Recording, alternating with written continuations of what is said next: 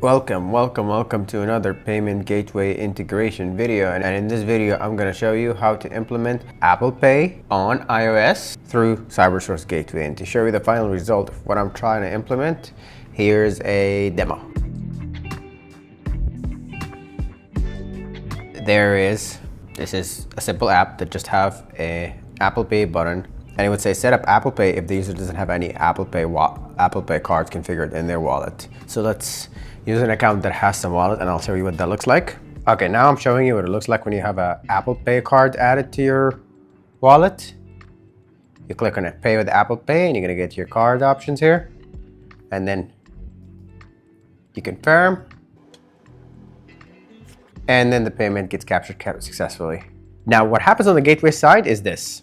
You'll find the Apple Pay transaction that I just performed right here, Saturday, 20 September, and that's the same time here, but with a different time zone. And this is the transaction details, and this is the card that I used, MasterCard credit card. Okay, now the cool thing about this video is that actually this is gonna be much simpler than other videos that we implemented, because Apple Pay, as intimidating as it is, it's actually pretty simple and straightforward to implement. All that's happening here is that the app, using the Apple Pay's Passkit SDK, it's going to generate that an encrypted token that contains the card information, just a one big string that's not readable. You send that to your server, and then your server is going to use the Cybersource Payment API to request the payment using that Apple Pay token. There's no need for 3DS or anything in between. You just send that token to the gateway, and the gateway is going to decrypt that token, extract the card details within that token, and then send it to the networks for authorizing the payment. And then you get the authorization response from the networks to the gateway, from the gateway to your server, and your server displays it back to the app. And that's simply all that is. Okay, so let's go ahead and show you how this is implemented. First step will be to log into your Apple developer account, certificates, identifiers, and profiles. And here you need to go to identifiers. Then you need to go click on app IDs, go to merchant IDs, then click on the plus.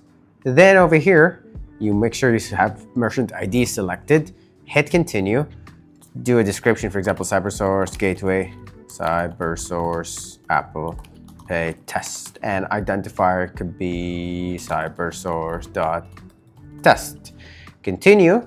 I already have this, so let's go fix that. Use something different. Just Cybersource Gateway. All right, continue, register. Okay, now we have a register. Now the next step will be to log into your Cybersource portal, your business center. This is the business center portal for my test account. Here under payment configuration, click on digital payment solutions. Then under Apple Pay, click configure. And here you're gonna enter that merchant ID, Apple Pay merchant ID that you just created, and then hit generate certificate signing request. Okay, there you go. It will show up here. Download that. Now you need to go back to the Apple developer portal here. Instead, go to certificates, and under certificates, hit plus. Then you need to generate a certificate for Apple Pay. It will be here at the bottom, Apple Pay Payment Processing Certificate. Select that, hit continue, and then here you're gonna select the merchant ID that you just created, which is this one for me. Hit continue. Here under Apple Pay Payment Processing Certificate, you're gonna select Create Certificate. This one is only for the web. You don't need this for iOS app. Maybe we'll cover that in another video. Hit Create Certificate, continue. Upload the certificate signing request that you just got from Cybersource. Hit continue. And then you just download that and keep it with you in case you need it, but you won't need it. And other gateway implementation videos for Apple Pay, you need to usually take that certificate and upload it back to the gateway, but not with Cybersource. Cybersource, you don't need to upload it. You're just done with the setup. That's it. We can close that and now move on to the next part, which is coding the front end to display the button and to generate the Apple Pay token. Okay, now we can start here with a fresh, brand new app. This is a Swift UI app. So before you start coding, you need to go to the target here. Go to signing and capabilities. There's a plus over here. Click on that and just look for Apple Pay and add it. And then make sure your merchant ID is added here and only add the one that you're gonna use. For me, it's this one. Then we're gonna need this identifier in our Apple Pay code that we're gonna work on now. First, let's create a file here that will contain the Apple Pay button code, the Apple Pay button component.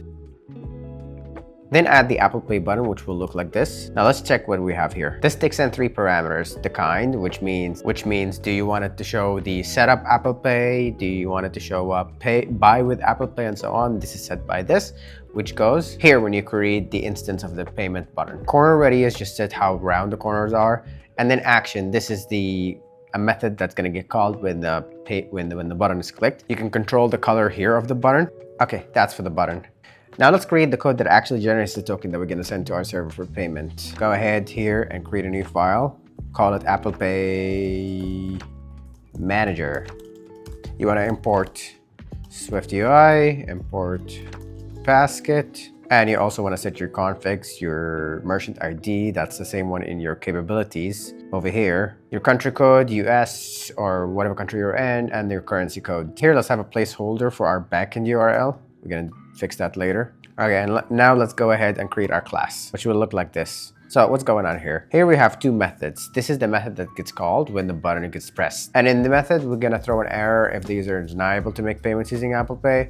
We're gonna throw an error if the user does not have a card set up for Apple Pay. And then we're gonna set up our configs using merchant ID, country code, currency code, and the support networks. For my networks, I'm supporting Visa, MasterCard, American Express, and I just included for demo's sake MADA, which is the main network in Saudi Arabia. And I believe they introduced recently Misa, which is the local network in Egypt too, so that's there too for our Egyptian viewer. Let's leave that there. Okay, now you're building the payment request using these configurations, and here you can include the line items in your request, or you could just simply do this, just have one item and make that the grand total for your payment. So just like this. This also gets added to your request. Now there's a method that we haven't implemented yet that we're gonna implement as an extension to this class over here. But let me show you what else is there. We also have a method called charge on backend. This gets called after the token gets generated. This is what sends it to our server to actually process the payment. So on your client side, you're only just creating the token and sending it to the server, but the server is actually what's performing the payment using the payment gateway if you're choosing. In this case, we're using Cybersource. Here, all I'm doing is just sending my API request to my server.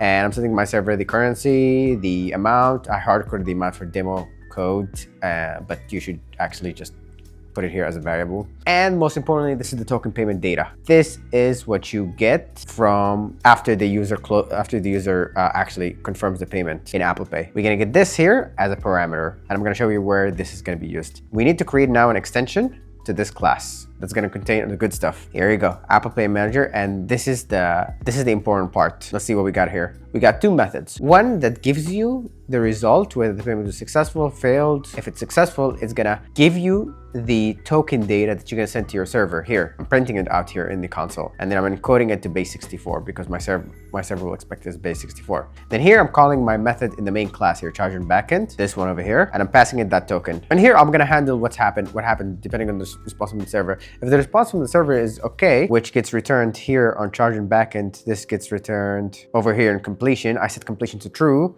if the server response is okay. If it's not, then I send completion to false.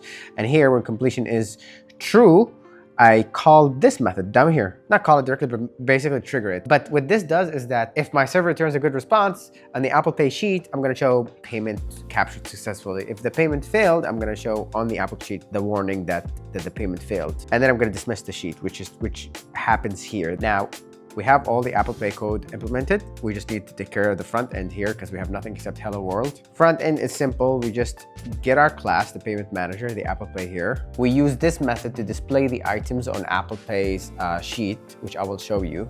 Let me go ahead and actually return that total back as it was so I can show you the items. Okay, I got items, my items, and then the tax and total. All that's gonna show up in the Apple Pay sheet. This is a method just to check if the user can make payments using Apple Pay, and this method checks if they have a supported card with any of these card brands. Let's add Visa here because we added it in the Apple Pay Manager class too. Okay, now here we're just displaying the Cybersource logo, this text, and here we put a condition. We put condition if the user can use Apple Pay and their wallet has supported cards, then here I'm gonna display the Apple Pay button, and when they click on that button, I'm gonna use my Apple Manager class that I just created here and call the begin payment method, passing it the line items and the the name of the merchant that I was going to show in the label of the Apple Pay sheet. Then begin payment get called, like I showed you earlier. You put together the payment request, and then we send it, triggering the payment authorization controller here, which triggers this function over here, which generates the token and sends it to the server. Anyways, back. If the user cannot use Apple Pay, if the user can use Apple Pay, they're going to display Apple Pay button, but we're going to set the client to setup, which means, and it's going to show you, like I showed you earlier in the beginning of the video, setup Apple Pay wallet. If not, then we're going to tell them that it's not available or they can't use it. If the payment's processing, we just show them processing. And then under here, we print the token. And here we also just print if the payment was successful or not. Now, let's go ahead and test this if this is working. So I can show you if the token gets printed in the console or not. Okay, here it is. Hit buy with Apple, you confirm.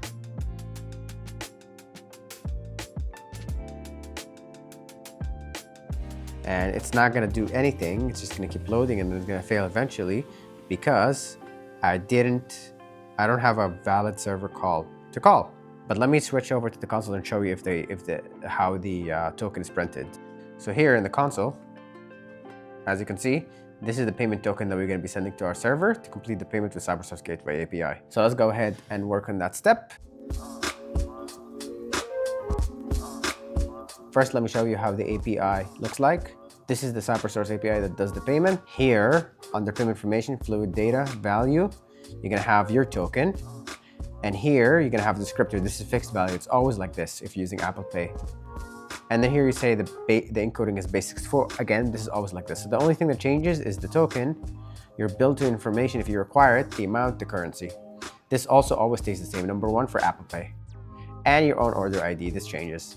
So here, I'm gonna take I'm gonna grab the token that I generated, go back to Postman, paste it there, and try to pay. There you go, payment is successful.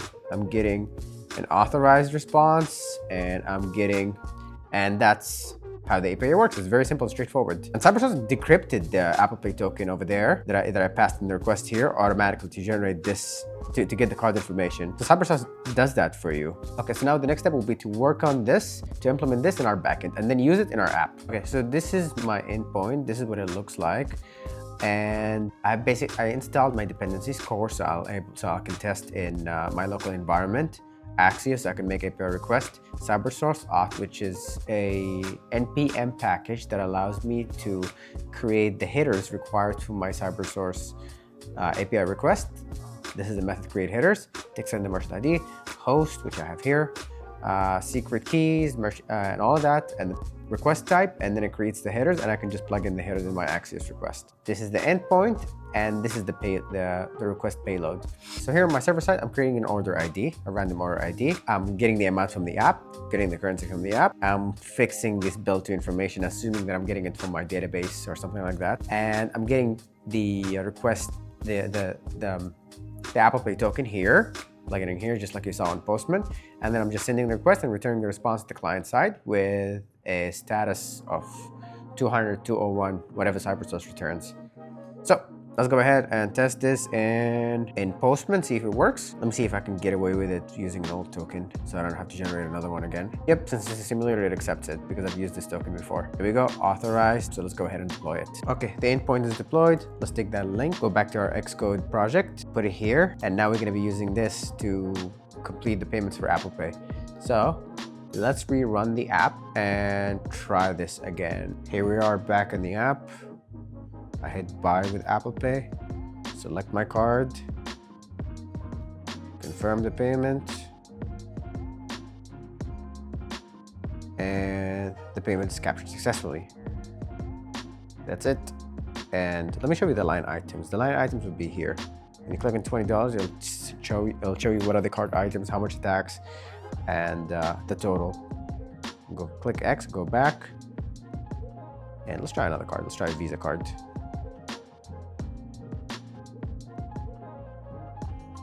Here. And again, payment captured successfully. Now let's go and check our Cybersource portal to see how these payments are going. All right, so we're here at the portal, hit on transaction management, transactions, and let's see the two transactions that we've done. One should be Visa and one should be MasterCard. This is the MasterCard one, or the Visa one. You'd say it here. There we go, Visa credit. And this is the MasterCard transaction. There you go. Both approved, both authorized. And that's how you do Apple Pay integration using Cybersource Gateway. And that's all for today. I hope the video was helpful and clear. If you have any questions, leave them in the comments. If you like the video, hit like, subscribe, and if you have any suggestions for any other videos related to payments, put a comment down there also for that. If you want to get access to the full source code that we used in this video, you can do so by supporting our channel on the Patreon link in the description box below. That's just for the people who want to support the channel. But you can completely implement this on your own by just following the video and reading the documentations, also linked in the description box below. That's all for today, and I'll see you next time.